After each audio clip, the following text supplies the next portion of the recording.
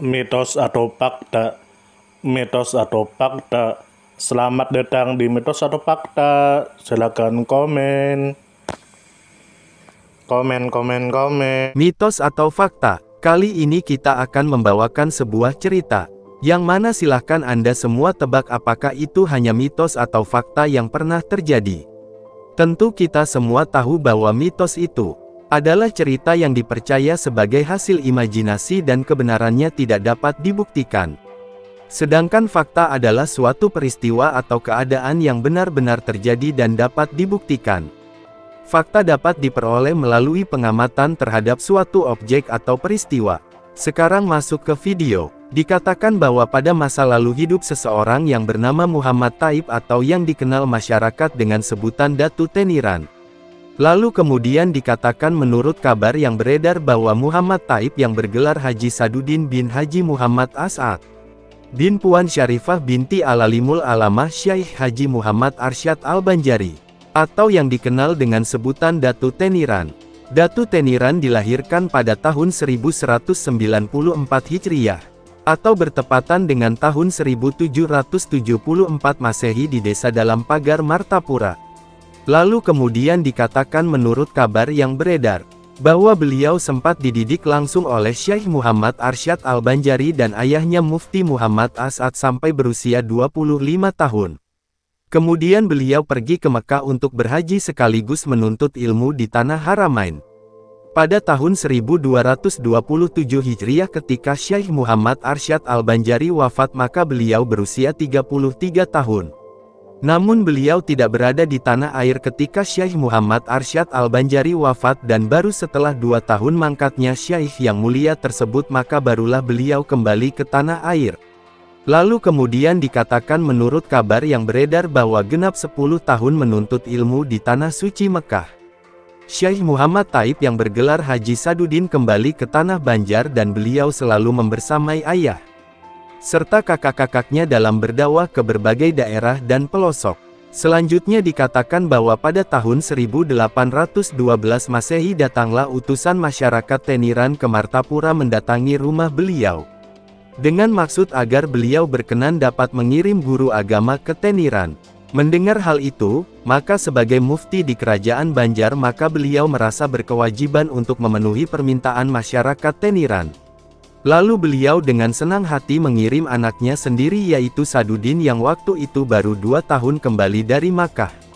Lalu kemudian dikatakan menurut kabar yang beredar bahwa Teniran di masa itu dipimpin seorang lurah bernama Abah Soleh. Mendengar Tuan Mufti menyanggupi permintaan masyarakatnya dan bahkan mengirim langsung anaknya, sang lurah begitu gembira. Beliau dijemput dan datang disambut dengan gembira oleh masyarakat Teniran. Masyarakat menghibahkan sebidang kebun kelapa sebagai tempat untuk membangun rumah dan komplek kegiatan belajar mengajarnya.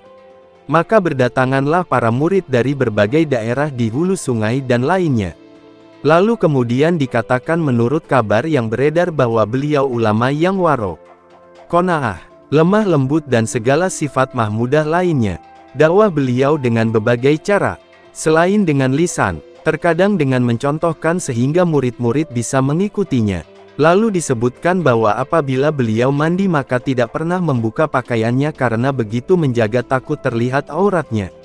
Dan dalam soal menjaga kehalalan makanan beliau pun sangat berhati-hati.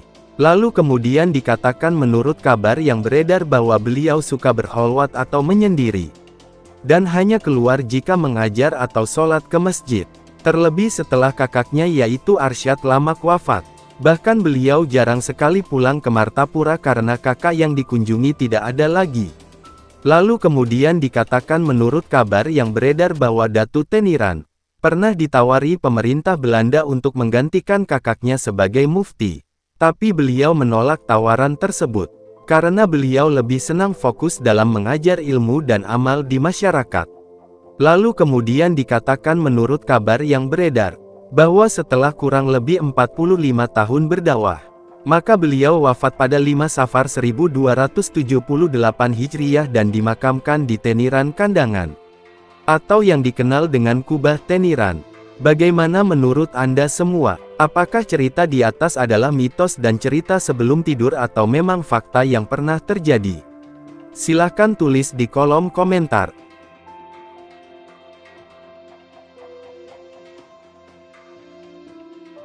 Bagaimana menurut Anda semua? Apakah itu mitos atau fakta?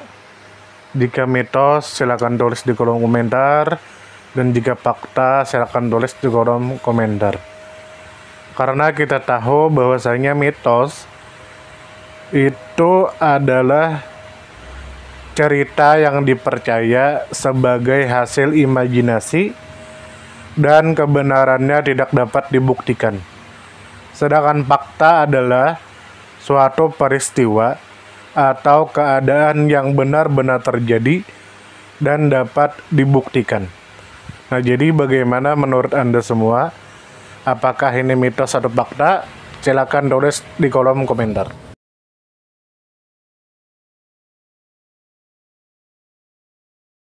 Tidur, tidur, tidur, tidur.